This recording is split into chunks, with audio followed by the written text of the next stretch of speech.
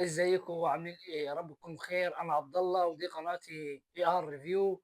ويلا بينا نبدا الفيديو. زي ما شفتوا في عنوان الفيديو، النهارده افضل 6 هواتف في بدايه 2000 سنه 25 هنتعرف عليهم، افضل قيمه مقابل سعر. ويلا بينا هندردش مع بعضينا ونشوف ايه هو افضل فيديو، افضل هاتف سوري لسنه 2025 يستحق الشراء. خلينا نجيبها من الفئه السعريه الاعلى، بعد كده ننزل تحت لحد اقل فئه سعريه ممكن نتكلم فيها. هنتكلم في الفئة السعرية بتاعتنا النهاردة اللي هي من 20,500 جنيه لحد فئة 8000 جنيه و 8700 جنيه.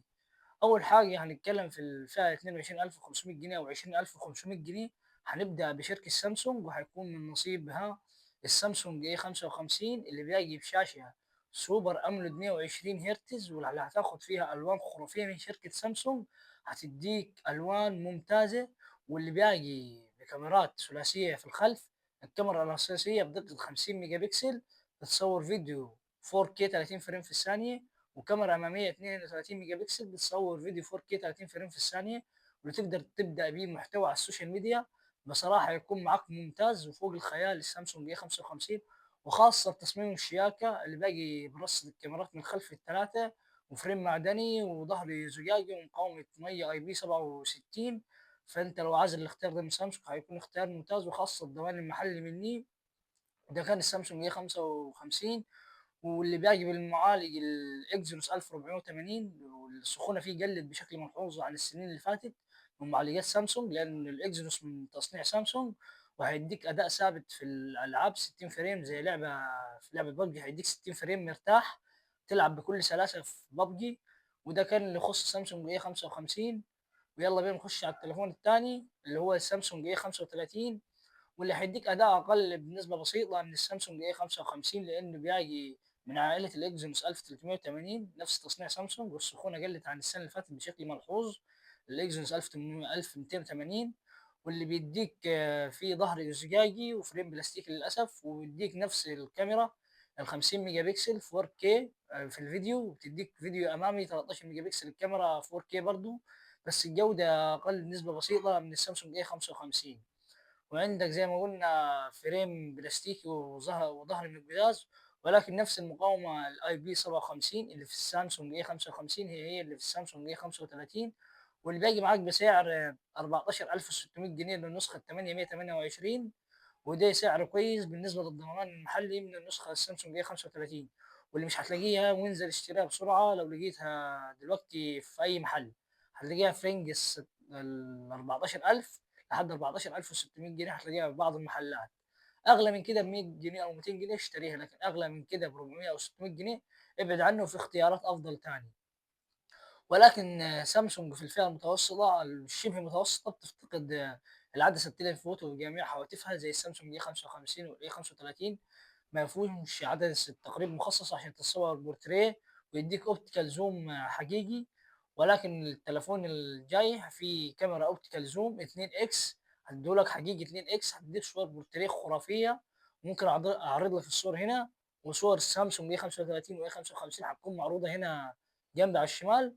والسامسونج والتليفون الجديد اللي هنتكلم عليه هيكون صور معروضه هنا البورتريت 2 اكس، ولو لقيت فيديو ليه هعرضه لكم هنا. والتليفون الجديد هيكون من نصيب الريلمي 12 برو، واللي بيجي بمعالج سناب دراجون 6 زين 1، واللي هيديك اداء قوي جدا في الالعاب 60 فريم في فئته السعريه. وهيديك كاميرا 2 اكس اوبتيكال زوم، دي كاميرا هتديك مستريح 2 اكس اوبتيكال زوم، هتديك جوده خرافيه في تصوير البورتريه من احسن ما يكون في سعره بعد ال 12.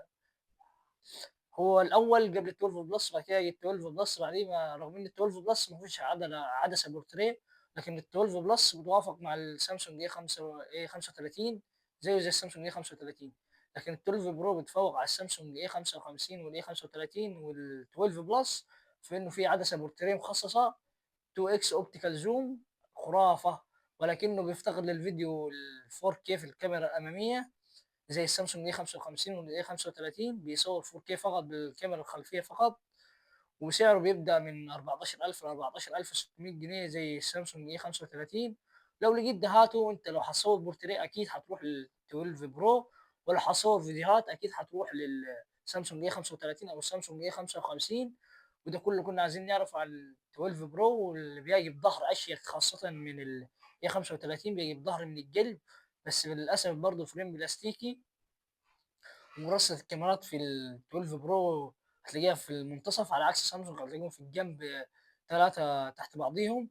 والتصميم ده على حسب ذوقك انت، هتحب انها تحب تميل لتصميم سامسونج اكتر او تميل لتصميم ريلمي اكتر. وده كل اللي كنا محتاجين نعرف عن عن ال 12 برو. ويلا بينا نشوف ايه التليفون اللي بعديه. والتليفون اللي بعديه هيكون من نصيب شركة سامسونج، السامسونج اس 16، واللي اتكلمت عليه في فيديو لوحدي، تقدر تشوف فيديو على قناتي. والتليفون بيجي بالمعالج الجي 99 من سامسونج، واللي هيديك اداء ممتاز جدا في الالعاب. لعبه زي ببجي هيلعبها لك مستريح على 40 فريم، لانه بيجي بمعالج رسومي المالي جي 57، ولكنه بيفتقد للجيروسكوب في الالعاب. وبيجي بشاشه سوبر اموليد 90 هرتز، ولكن العيب الثاني اللي فيه بيجي بسماعات مونو مش ستيريو. ولكن عندك تليفون تاني هنقوله دلوقتي، يا ريت تكمل معانا الفيديو للاخر، عشان في تليفون تاني هنقوله بعد دقيقه او دقيقتين من الوقت ده، هيديك شاشه وصوت خرافه، بس المعالج اقل من سامسونج. نرجع لسامسونج اي 16 تاني، واللي قلنا بيجي بالمعالج الجي 99، والشاشه السوبر اموليد 90 هرتز، والخامات كلها مصنوعه من البلاستيك. فريم بلاستيكي وبس لكن مقوى، وظهر بلاستيكي مقوى برضه، لكن جاي بغبار ضد المية اي بي 54. ونخش على التليفون اللي بعد سامسونج، ولكن نسينا ما نقول حاجه في السامسونج اس 16، اللي هو باقي بسعر 8000 جنيه، النسخه 628 او 8700 جنيه، مش عارف على حسب المكان اللي انت هتشتريه مني. ويلا بينا نشوف التليفون اللي بعد سامسونج، وهو الريدمي، الريدمي 13 4G، واللي هيجي بمعالج السناب دراجون 695، واللي هيديك اداء مميز جدا في الالعاب، بس مش اكتر من الجيل 99. هيديك 40 فريم بس اقل من الجيل 99 بحاجات بسيطه خالص، ولكن في الاداء اليومي هو بصراحه كويس جدا، زيه زي الجيل 99 في الاداء اليومي. لكن عندك اللي يختلف عن الريدمي 13 4G عن الاس 16 4G، ان الشاشه اشيك في الريدمي نوت 13 4G عن السامسونج اس 16. تلاقي بالثقب في الشاشه، على عكس السامسونج اس 16 اللي باقي بالجزيره في الشاشه، وبيجي بحواف اقل على عكس السامسونج اس 16، وبيجي ب 120 هرتز على عكس السامسونج اس 16، وبيجي بحاجته كامله في العلبه على سامسونج، على عكس السامسونج اس 16 برضه. بيجي بشاحن 33 واط معاك في العلبه، وجراب من احسن ما يكون سيليكون اسود، على عكس السامسونج العلبه بتاعته بتجي فاضيه ولا شاحن، بيجي معاك الوصله فقط، ولا شاحن ولا دفتر شحن ولا اي حاجه. ده اللي كنا عايزين نعرفه عن الريدمي 13 4 جي، واللي باقي بسعر 8000 جنيه، للنسخه 600، النسخه 628 او ال 800 او ال 828 مش فاكر على حسب. وبيجي سعر 8700 جنيه للنسخه 8256، وده افضل سعر ممكن تلاقيه للضمان المحلي للريدمي نوت 13. ويا ريت تلحق كل التليفونات اللي انا بقول لك عليها دلوقتي، لانك مش هتلاقي زيها في السعر ده تاني. وعندك التليفون الاخير معانا هيكون من نصيب شركه موتوريلا، وهو الموتو جي 75، واللي باقي بمعالج سناب دراجون 6 جين 3، واللي هيديك اداء مميز جدا في الالعاب، 60 فريم مستريح، وبيجي بكاميرا خرافيه فيها مثبت بصري، هتديك فيديو 4K خرافه. وبيجي بسعر 14000 14600 جنيه تقريبا. ممكن تلاقيه ضمان محلي في مصر، هتلاقيه بعض التجار وفر ضمان محلي. وده كل اللي كنا عايزين نعرفه عن الست هواتف اللي كنا بنتكلم عليهم من سنة 2025. وخلينا دلوقتي ندردش مع بعضينا عن ايه اللي انت ممكن تحتاجه اكتر، او انت ايه عايز دلوقتي، وازاي تختار بين الست تليفونات دول، او انت محتار تختار ايه.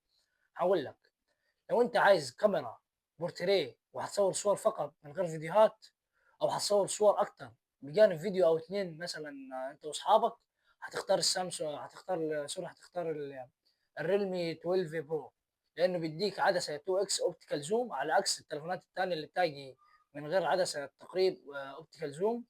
ولكن انت لو هتصور فيديو على السوشيال ميديا هتحتاج السامسونج اي 55 افضل من 12 برو في تصوير الفيديو. وعندك السامسونج اي 35 افضل، هيديك جوده خرافه، لان تصوير سامسونج في الفئه المتوسطه والشبه متوسطه تصوير خرافي جدا. وعندك الفئه الاقتصاديه، لو انت مش قادر تطلع للفئه المتوسطه او شبه المتوسطه، اكيد هتفكر في السامسونج اي 16 او السامسونج اي سوري او الريدمي 12 او ريدمي 13 4G. وعلى حسب احتياجك انت هتختار التليفون اللي انت عايزه. لو انت عايز تليفون للالعاب فقط ومش هامك الشاشه او الصوت المونو، هتختار السامسونج اي 16. لو انت همك الشاشه واعتمادك كله على الشاشه وشغال على الشاشه، معدل التحديث افضل، هتروح لل هتروح للريدمي 13 4G العادي. وده كان كل كلامنا اللي نقدر نقوله عن الست هواتف اللي انت هتحتاجهم. ويا رب يكون فدتكم. وكان معكم عبد الله رقم من قناه AR Review.